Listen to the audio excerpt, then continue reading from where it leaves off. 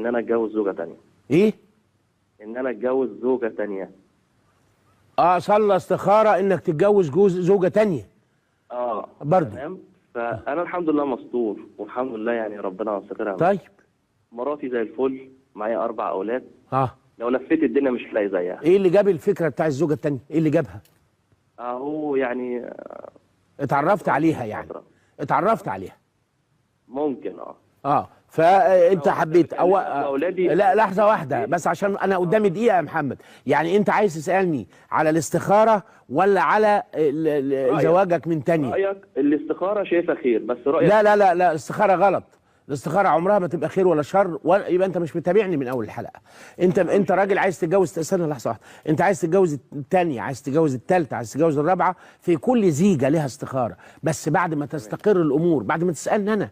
انت لما تسالني يا حبيبي وتقول لي زوجتي ما فيهاش عيب وكمل ومعاها منها 4 اولاد، اقول لك انت مش نيتك عيشه ولا شايف مراتك حلوه. لان اللي يشغلك بال5 دول يخليك ما تفكرش في اي انثى في الدنيا، حتى ولو كانت بارعه الجمال، لان الجمال كله هتشوفه في مراتك. هتجيب لروحك حمل، وهيجي عيل يبقى 5 ومراتين. مهما كانت ظروفك حلوه مش هتقدر تصرف على بيتين كما ينبغي، ولا على ولدين كما ينبغي. وفي الوقت نفسه حضرتك الكلام اللي بتتكلمه ده، اوعى تفكر ان انا تلميذ صغير. انت بتكلمه على الهوا بالذات يا محمد عشان تسمع ال4 انك انت ما بتذمش فيها، عشان تقول لك اوكي بقى خلاص اتجوز، يعني بدام انا ما فيش عيب وكده. ده حرام عليك شرعا. ما تلعبش بعواطف البنت. لو كنت صادقا يا حبيبي وقلبك ده ملان نور من ناحيه الست دي، لا يمكن تتجوز عليها. جواز مباح وحلال لكن مش مع بني ادم عنده مساحه. هو يجوز للبني ادم اللي عنده فراغ انه يسده، فراغ عنده يسده.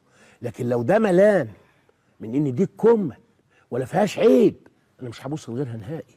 واحمد ربنا على نعمه الرجوع الى بيت واحد.